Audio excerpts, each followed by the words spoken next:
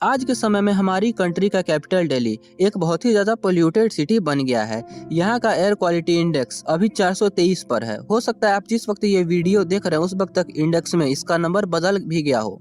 अभी कई स्टडीज द्वारा कहा तो ये भी जा रहा है कि हमारी बॉडी को जितना हार्म 50 सिगरेट पीने से होता है उतना ही डैमेज एक दिन दिल्ली में सांस लेने से हो रहा है। यह एम्बैरेसमेंट सिर्फ दिल्ली के लिए ही नहीं है बल्कि पूरे भारत के लिए है। हम इस वीडियो में डिटेल में चर्चा करेंगे कि इसके क्या कारण हैं, इसे हम कैसे सुधारें तथा being a responsible Indian citizen हमें क्या करना चाहिए। चलिए जानते हैं। ये समस्या कोई नई समस्या नहीं है।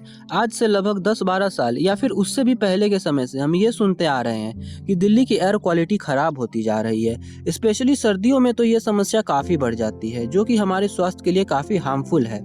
यहाँ तक कि दिल्ली में रहने वाले लोगों की उम्र पुअर एयर क्वालिटी के कारण 60 से 8 साल तक कम हो जाती है या फिर उससे भी ज़्यादा। दिल्ली की एयर क्वालिटी खराब होने के बहुत से कारण हैं।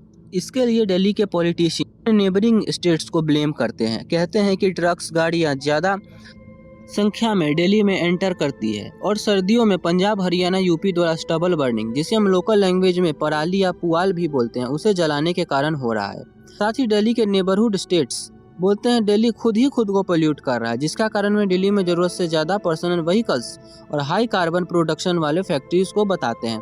तो कुछ लोग दिल्ली की ज्योग्राफी को ही जिम्मेदार ठहराते हैं, जिसे देखकर लगता है यहाँ ब्लेमिंग वाला गेम चल रहा है। एक स्टेट दूसरे स्टेट को ब्लेम करती है, एक पॉलिटिशियन दूसरे पॉलिटिशियन को तथा स्टेट गवर्नमेंट सेंट्रल गवर्नमेंट को ब्लेम कर रही है। जब कोई मुद्दा ही ना मिले तो ज्योग्राफी को ही लपेटे में ले लो। मगर प्रॉब्लम के बारे में तो हर कोई बात करता है क्योंकि ये काफ़ी आसान है, मगर सॉल्यूशन के बारे में कोई बात नहीं करता। हमें इसका सॉल्यूशन चाहिए तो हमें सिर्फ दिल्ली के पॉइंट ऑफ व्यू से नहीं बल्कि पूरे इंडिया के पर्सपेक्टिव से सोचना होगा, वो भी अनबायस्ड तरीके से। तब जाकर के हम इसका समाधान निकाल पाएंगे।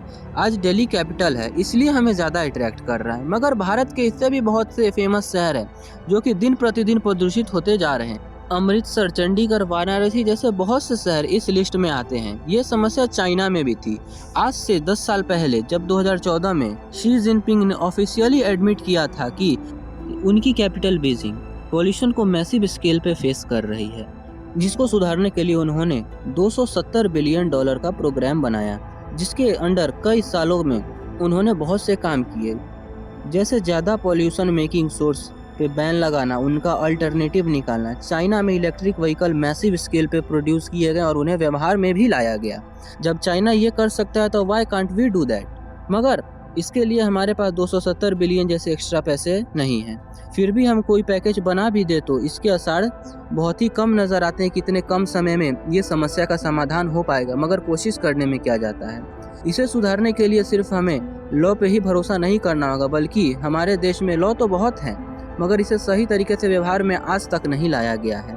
इसके लिए हम सिर्फ गवर्नमेंट को ही दोषी नहीं ठहरा सकते, क्योंकि इसमें कहीं ना कहीं गलती हमारी भी है। पहले हमें खुद डिसिप्लिन होना होगा, फिर बाद में गवर्नमेंट को समझाना होगा। अगर हम खुद डिसिप्लिन हो गए तो गवर्नमेंट तो खुद ब खुद समझ ही जाएगी।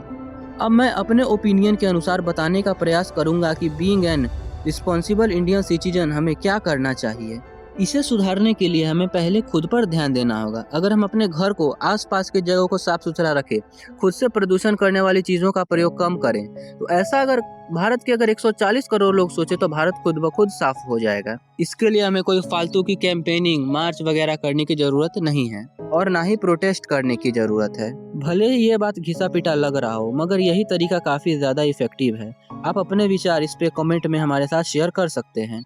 भारत के बहुत सारे पॉलिटिशियंस सोशल मीडिया पे आके कह रहे हैं हमें बियॉन्ड द दिल्ली सोचना चाहिए as the capital of India, मगर भारत के कई शहर ऐसे हैं जो पहले ही पॉल्यूटेड हैं, जो कि हम पहले ही आपको बता चुके हैं।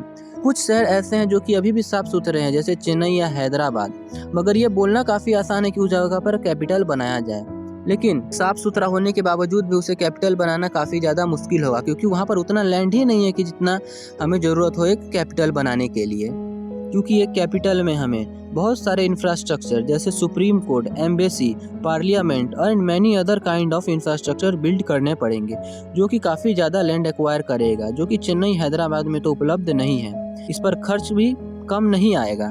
तो आप खुद समझ सकते हैं कि भारत कितना है बड़ा राष्ट्र है, इसकी जनसंख्या कितनी बड़ी है, तो हमें कितना ज़्यादा खर्च लगेगा। इसके लिए हम एक काम कर सकते हैं, हम अपनी कैपिटल को अलग अलग सिटीज़ में डाइवर्सिफाई कर दें, क्योंकि हमने अभी अभी एक नया पार्लियामेंट भवन हज़ारों करोड़ रुपए खर्च करके बनाया है।